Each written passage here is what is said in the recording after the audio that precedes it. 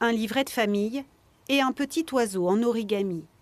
Romuald Dinotto conserve précieusement quelques objets en souvenir de Léonore. Sa petite fille est morte in utero le 18 janvier 2025. Le drame s'est noué quelques jours auparavant.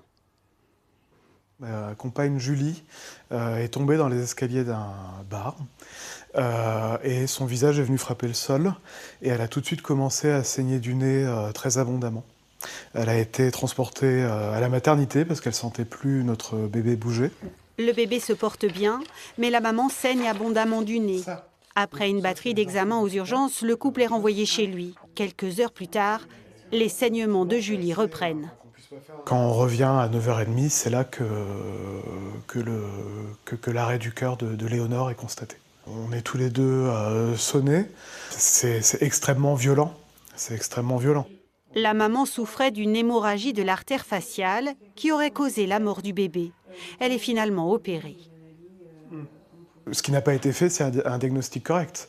Il n'y a pas eu de recherche pour voir s'il n'y avait pas une hémorragie grave interne. Et du coup, le traitement qui a été réservé à Julie, c'est un traitement de bobologie finalement. Et à aucun moment, un ORL n'est venu l'examiner ou n'a donné son avis au cours de cette nuit-là.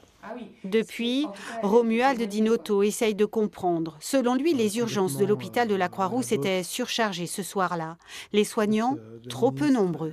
Julie a été prise en charge par une interne, qui était une interne de première année. Elle est arrivée 2 mois et demi avant, début novembre.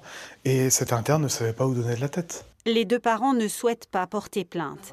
Ils aimeraient que la direction de l'hôpital reconnaisse que le manque de moyens a pu causer ce décès. Une demande restée sans réponse. C'est une démarche qui est politique, de dire à un moment donné, tel agent du service public, en l'espèce des soignants, ont mal travaillé parce qu'ils ne pouvaient pas travailler correctement. Le père de famille l'assure, en souvenir de Léonore, il continuera à témoigner pour défendre un service public de qualité.